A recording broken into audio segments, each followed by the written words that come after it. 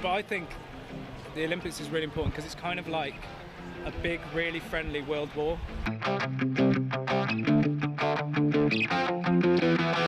I think it's great. I really do. You know, you have Syria competing at the games and Iran competing at the games, and people cheer those athletes, even though politically the countries may not be the closest to some of the Western nations.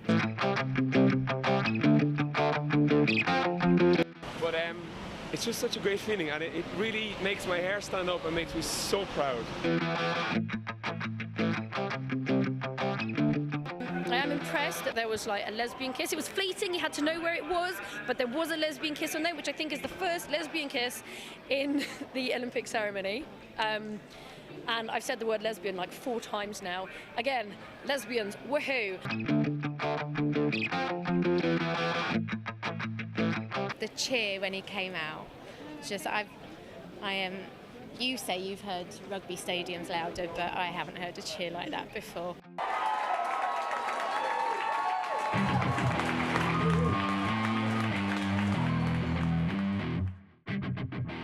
And since I've been a small boy, I've always followed the Olympic Games. I've watched every Olympic Games since I was probably 4 years of age.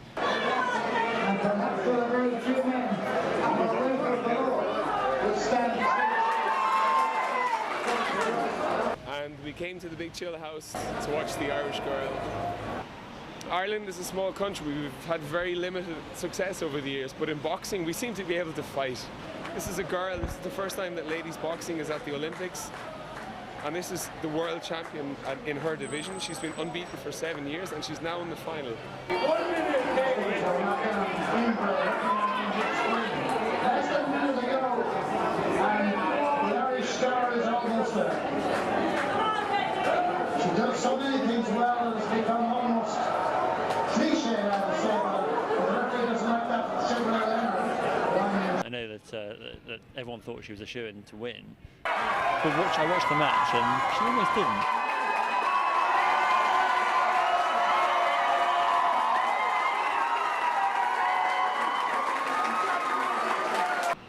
Wow, I could stay here forever. Down at the Serpentine at the moment watching the marathon swimming, and the fact that people are there by the side, they're watching these people, they're not very far away from the athletes. It's the kind of only one way, you're really out there in the elements with the waves.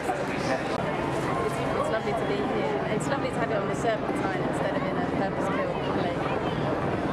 It's just a whole different experience. It's really lovely. Wearing number 22 and representing Greece, Spiridon Yaniotis. On my t-shirt there's a lovely picture of my nephew, Spiridon Yaniotis, who's swimming for Greece in the 10k. It's like the marathon swim, 10k, 6.2 miles in all money.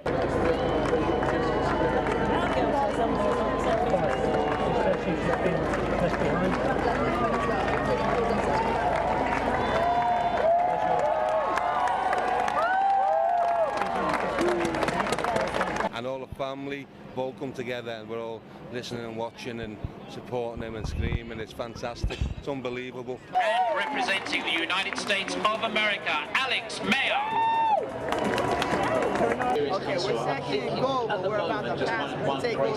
We'll take goal here. We'll take goal in soccer. We'll take goal in basketball. We'll take goal in the next basketball. We'll take goal in decathlon. So after we pass China, number 1. The usual powerhouses of the USA and China are obviously way out there. No offence, but I always want the US to lose a bit because they're too good. Too good. Yeah, bringing them down a peg every time. Quite surprised actually, some of the countries haven't done as well as I thought. So Australia, for example, have only got I think 6 golds, which is quite low. The rest of the world's catching up. Sports just, especially in swimming where Australia has dominated in the past, it's not so much a... I think they got complacent and the rest of the world are willing to do the extra. Yeah. Germany as well, haven't done quite as well as I thought. You're so pessimistic. Yeah, right now with 10 medals, gold medals, aren't we? Just behind. Are we just behind Kazakhstan?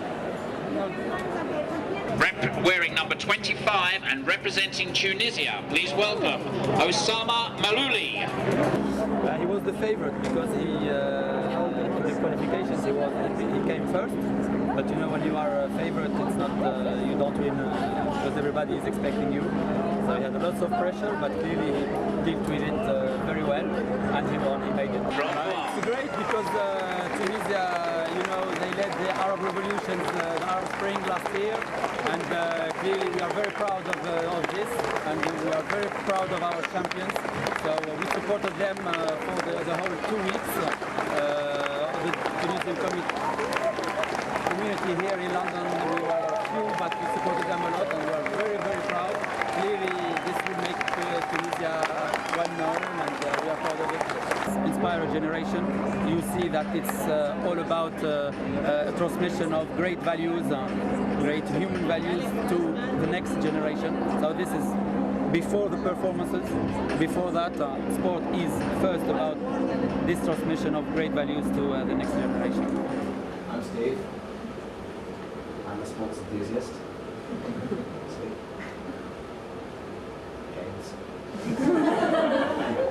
So, everyone's aware of the Olympics, right? So far? Yeah. Theme show, yeah, makes sense. How do you feel about it? Exactly. When it first happened in London, I didn't care because I just looked at all the congestion and thought, how the hell are we going to do this anyway? It's as soon as it happens, you kind of go, well, I'm English and I should be enjoying America, and bloody, you know, Venezuela is here. We don't want anyone to be confused about which team we're supporting. Goes a little something like this.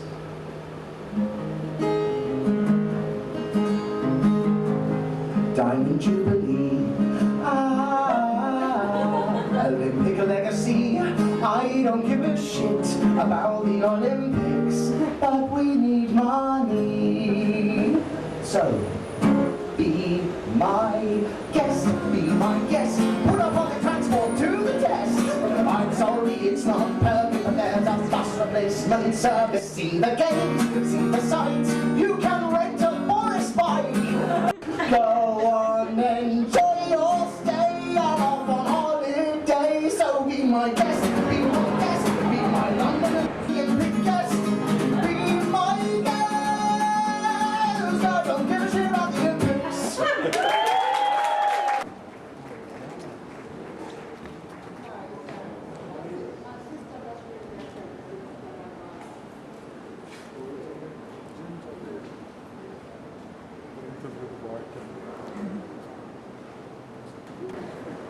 All that's missing now is the music and the people.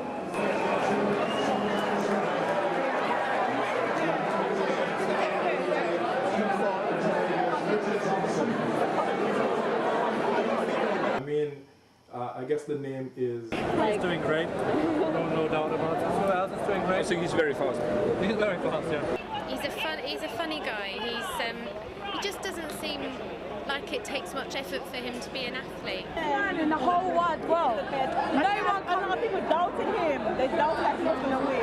Yeah, and he did it. And he smashed it. He looked like he was jogging. He looked like he was jogging towards the... Yeah, you saw it was quite easy for him to go through. But we already also watched on TV the rest of it, of course. And yeah, it's so impressive. He's so much faster than the rest. And everyone goes, oh yeah, of course, it's Usain Bolt, which actually is the best accolade the guy can ever have.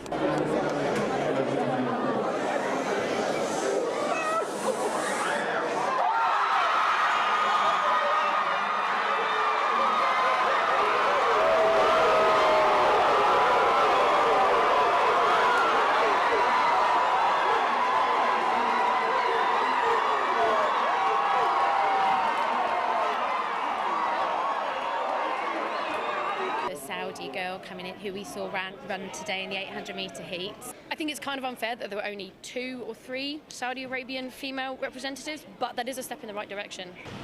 Of course, clothed from top to bottom, she finished last in her heat, a minute behind all the others, but she got cheered over the line by 80,000 people. That's sport. You just get excited when other people get excited, so you feel like you're being fed the whole kind of be happy, be happy, be happy, be happy. Britain says be happy, see that? They're getting really fucking excited. I don't know, somebody's won something. Look how happy they are. And the reality is that What does it even mean? What? Does it change anything? Does it change the fact we're essentially in a massive recession? It kind of it suggests that things are going like moving forward, and I know there have been disputes about headwear, but those athletes are paving the way. They are kind of starting a trend, which I think is pretty cool. Yeah. Oh, you have tickets? Our tickets. Oh, great. That's awesome. Outside entrance, that's what it says, area 4. I have no more info than this. The chance to see every single sport under the sun. Well, not everyone. I know we don't have American football, for example, but all the sort of the conventional big international sports. Some sports you never see, like badminton or other sports, or the swimming here. It's never on TV, although the athletes, they practice much more than football players. Yeah, we chose a race boat, yeah, exactly. That was the only thing we wanted to go. We are not interested in anything else but race boating. We think it's the most important sports.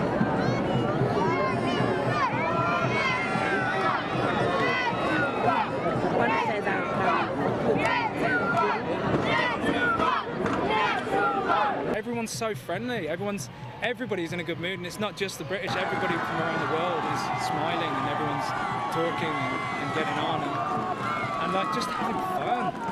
You know what I mean? Like, everyone's just forgotten about everything, and it's all about the Olympics. Brings it all together. Yeah. It's, where else can you see all these sports and this atmosphere? Everyone, like, wherever you come from, you just want to see these guys do their thing. They're professional athletes. And there's something for everyone. Like, you might not like some of the events, but there's always something that you would like and you're willing to go and watch. I have to say I wasn't interested in the Olympics until 2 weeks ago, and now I love it. So I think before you actually go to the Olympics, I never really understood what it was about. It's the same way as watching, any sporting match. Watching basketball on telly, you don't really get it until you go there and actually do it yourself. Like in the American TV channels, where it is just 25% commercials anyway, and they don't have the knowledge of what actually is going on.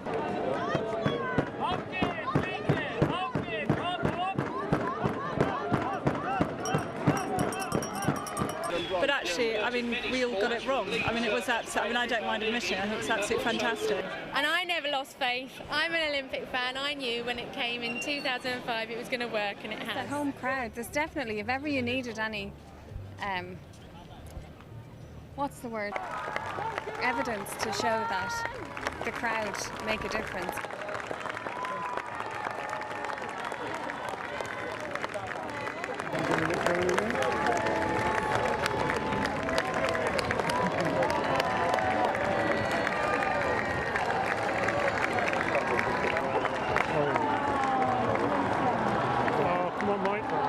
You normally watch these things on TV. You watch, they're sort of distant, unknown figures that you'll never actually come up against.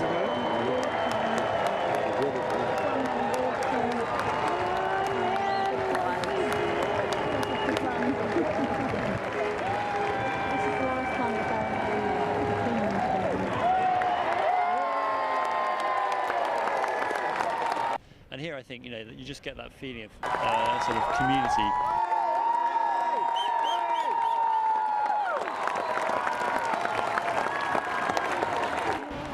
That's what it's all about.